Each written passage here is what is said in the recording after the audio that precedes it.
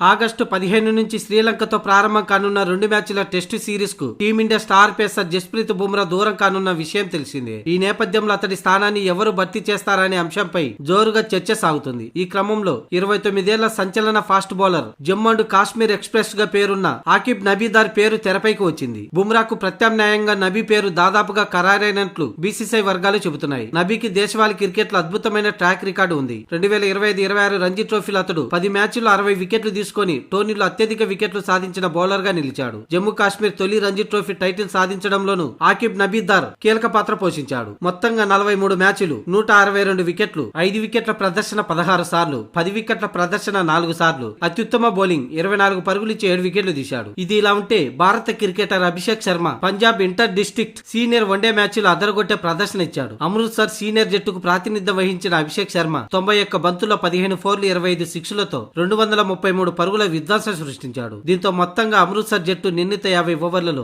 8 వికెట్లు కోల్పోయి 533 రన్ చేసింది. అంతర్జాతీయ క్రికెట్ లో ఇటీవల అభిషేక్ శర్మ ఆశించిన మేర రాణించడం లేదు. జింబాబ్వేతో 3 టీ20ల సిరీస్ లో కేవలం 11 పరుగులే చేసి నిరాశపరిచాడు. అంతకుముందు ఐర్లాండ్, ఇంగ్లాండ్ లో కూడా అభిషేక్ శర్మ పెద్దగా ప్రభావం చూపలేకపోయాడు. గత 10 ఇన్నింగ్స్ లో 191 పరుగులు మాత్రమే చేశాడు. అయితే ఇప్పుడు inter district senior one day match లో మాత్రం అదరగొట్టి కేవలం 91 బంతుల్లో 15 ఫోర్లు, 25 సిక్స్లతో 233 పరుగులు చేయడం విశేషం. కాగా సీనియర్ పేసర్ భువనేశ్వర్ కుమార్ కు మళ్లీ జాతీయ జట్టులో అవకాశం ఇవ్వాలనే చర్చ నడుస్తుంది. అయితే భువనేశ్వర్ మాత్రం తనకు అలాంటి ఆలోచన ఏమీ లేదని స్పష్టం చేశాడు. ప్రస్తుతం తన జీవితం సాఫీగానే ఉందని వెల్లడించాడు. చివరిసారిగా 2022లో భారత్ తరపున ఆడాడు. ప్రస్తుతం ఐపీఎల్ తో పాటు దేశవాల్లోనే ఆడుతున్నాడు. నేను ఇప్పటికే భారత జట్టుకు ఆడాను. ఇంకా ప్రత్యేకంగా సాధించాల్సింది ఏమీ లేదు. మళ్లీ అవకాశం వస్తే గొప్పగా భావిస్తా. కానీ ఆ అనుభవం ఇప్పటికే ఉంది. ఆటపై ఉన్న ప్రేమే నన్ను నడిపిస్తుంది. క్రమశిక్షణతో ఎలా ఉండాలో నాకు తెలుసు. ఐపీఎల్ లో ఆడుతున్నా, అలాగే దేశవాల్లోనూ బరిలోకి దిగుతున్నా. గతంలో యూపీ టీ20 లీగ్ ఆడా. ఇప్పుడు నేను చాలా ప్రశాంతంగా ఉన్నా. టీమిండియా సెలెక్టర్లు నన్ను ఎంచుకున్నా ఎంచుకోకపోయినా పర్వాలేదు. నాకు ఎలాంటి విచారం లేదని భువనేశ్వర్ తెలిపాడు.